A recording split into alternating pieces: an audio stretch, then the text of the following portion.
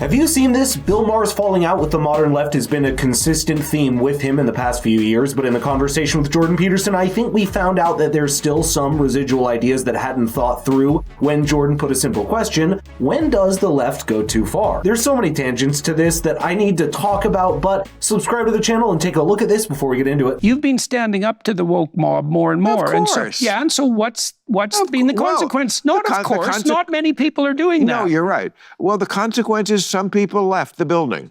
I can't give an estimate, and I don't care, and I don't miss them. Other people joined.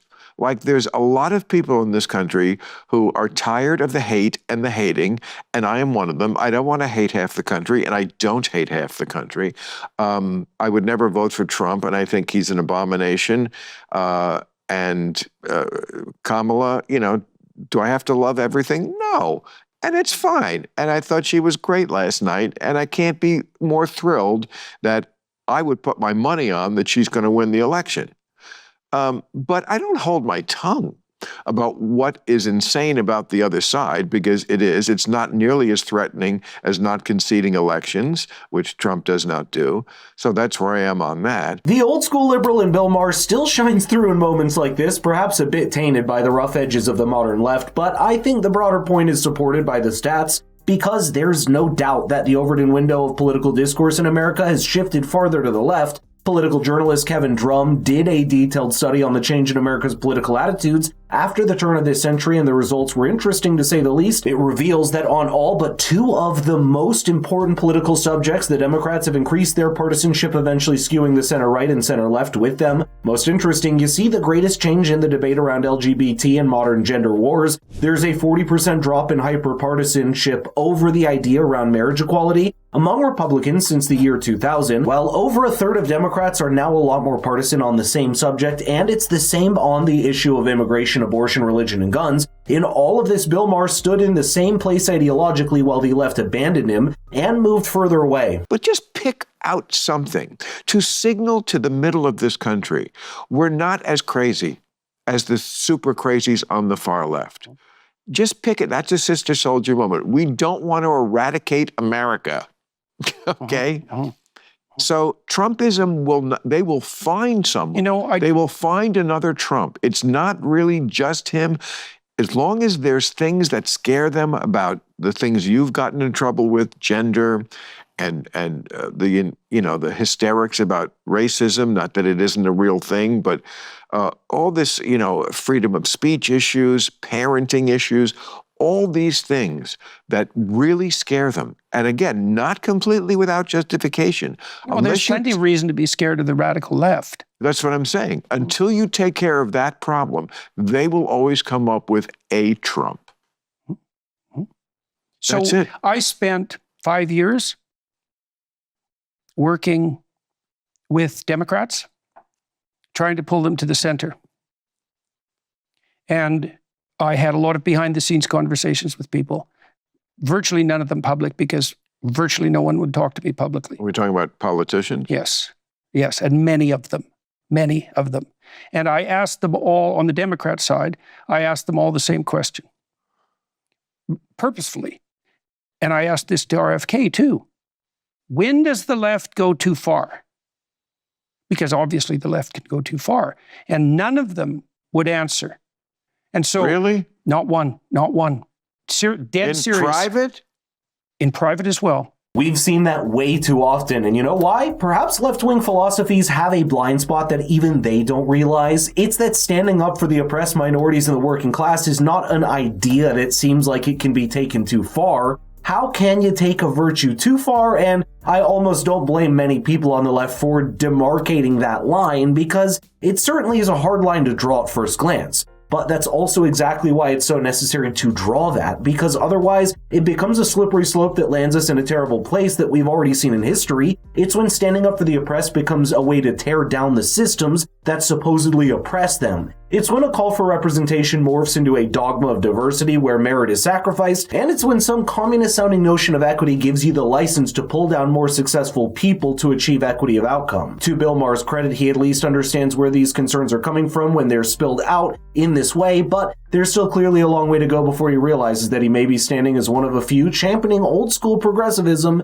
and liberalism. Look, it's also, I stopped doing a fair bit of that about a year and a half ago. And things have changed. There are more people on the moderate Democrat side who are willing to draw a line with regard to the radical leftists, but they're still not very good at defining it. So they'd reverse the question and ask me, like, when do you think they go too far? And I thought that was simple. It's like equality of outcome. And the universal response to that was always the same.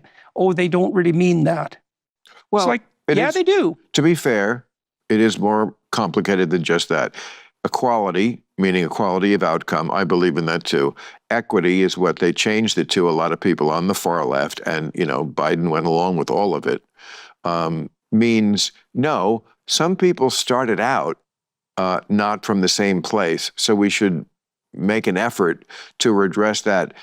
I believe in some of that theoretically, and some of it in how you would put it into practice. You can't just say, okay, let's, some people weren't even at the starting gate for the first 350 years, and now go.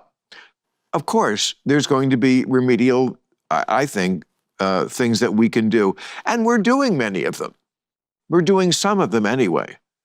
But do I think it means we should, make it that medical school is not something that you can only get into completely by merit? No, because no one wants a doctor who got there by affirmative action. Reminds me of a quote that Jordan has often referenced: the individual is the ultimate minority. The truth is, we've become so accustomed to having a compartmentalized reading of history that we don't realize that life for everyone centuries ago was mostly a nightmare. The real division wasn't on the basis of gender, race, or creed, but on power. The white serfer peasant wasn't any better because of his race, and the young male soldier losing his life on the front lines was only in the service of those in power. The only question you can ask is this: is there something right now that's unfairly preventing people from achieving their true potential? If the answer is yes, like any form of racism or sexism, then it needs to be rooted out. But opening up an endless Pandora's box to correct for history will only resurrect those injustices in new forms, especially against people today that had nothing to do with those injustices to begin with. Imagine a society trying to make sure everyone is equal at the starting line of the race. That's hard enough, but now impossibly difficult would it be to start giving certain people a head start proportionate to the injustices that happen to people that looked like them in the past.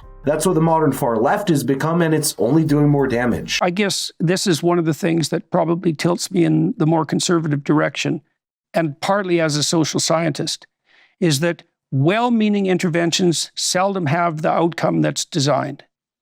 Correct. So even, and it's really a radical I would agree. problem. Okay, so the historical solution to the problem of unequal distribution of, say, even of opportunity is that everyone is treated the same under the law, regardless of anything, regardless of wealth, regardless of race, right, age, status. It's the same. Now, obviously, there's elements of that appear unjust. So if you make $1 million a year and you get a $1,000 fine for speeding, that's a lot different than a $1,000 fine for someone who makes $12,000 a year. And so then you might say, well, maybe your fine should be income adjusted. Okay, but the problem with that is okay, you're differentially privileged with regards to your wealth. Well, how many dimensions of differential privilege are there? And the answer to that is, well, there's as many dimensions as there are differences between people. It is a refreshing way to look at things, and I believe can truly be the most reliable platform for bipartisan agreement for the two political sides. Now, perhaps it's fair to say that in the last 2 years, we've seen a slight resurgence of the moderate left wing, and that's a good sign, because the existence of a far left only allows for recreationary forces to rise on the opposite end. I think both Jordan Peterson and Bill Maher understand that, and it's admirable that Bill was among the first to put his foot on the ground and refuse to budge from what he believed was right. Let me know in the comments if you agree, because this is the conversation that we'll need to have as we try to make sense of the world through the lens of these political ideologies.